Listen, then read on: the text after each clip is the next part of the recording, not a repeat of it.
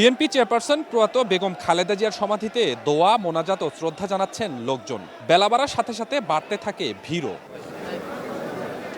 শ্রদ্ধা জানান স্বেচ্ছাসেবক দল, সাবেক সেনা কর্মকর্তা ও সংসদ নির্বাচনে বিএনপি মনোনীত বিভিন্ন আসনের প্রার্থীরা। তারা বলছে, লুকিয়ে থাকা ফ্যাসিস্টরা হত্যার মাধ্যমে নির্বাচন বানচাল ও ভয়ভীতিকর পরিবেশ তৈরির চেষ্টা করছে। বাংলাদেশের মানুষের সে ভোটাধিকার, বাংলাদেশের মানুষের যে স্বপ্নের বাংলাদেশ, বাংলাদেশের মানুষের গণতন্ত্র, ভোটাধিকার, মানবাধিকার, নিরাপত্তা ইনশাল্লাহ আমরা আমাদের নিশ্চিত করব। জনগণ আবারও ঐক্যবদ্ধভাবে এই সন্ত্রাসকে মোকাবেলা করবে এবং সন্ত্রাসকে মোকাবেলার মধ্য দিয়ে একটি অবাধ, সুষ্ঠু, নিরপেক্ষ নির্বাচনের মধ্য দিয়ে মানুষ একটি নির্বাচিত সরকার পাবে। ওনার কাছে আমরা যেই প্রেরণা পেয়েছি, যেই সাহস পেয়েছি, সেই সাহস নিয়েই আমরা বলতে চাই বর্তমান চেয়ারম্যান তারেক রহমানকে আমরা সেই কার্যক্রমে আমরা ওনাকে সহায়তা করতে চাই দেশ গড়ার। বেগম জিয়ার সমাধিতে শ্রদ্ধা জানিয়ে বিএনপির জয়নুল আবেদিন ফারুক আশা প্রকাশ করেন, অবৈধ অস্ত্র উদ্ধার ও আইনশৃঙ্খলা পরিস্থিতি উন্নতির মাধ্যমে সুষ্ঠু নির্বাচন সম্পন্ন করবে অন্তর্বর্তীকালীন সরকার।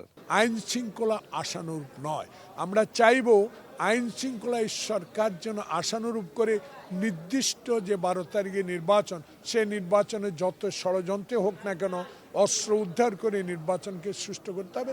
2-1 জনকে হত্যা করে নির্বাচন বানচাল করতে পারবে বলে জনগণ বিশ্বাস করে না। এছাড়াও বিভিন্ন সংগঠনের পাশাপাশি বেগম জিয়ার কবরে শ্রদ্ধা ও দোয়া মোনাজাত করেন অসংখ্য মানুষ। স্বপন আহমেদ, সময় সংবাদ, ঢাকা।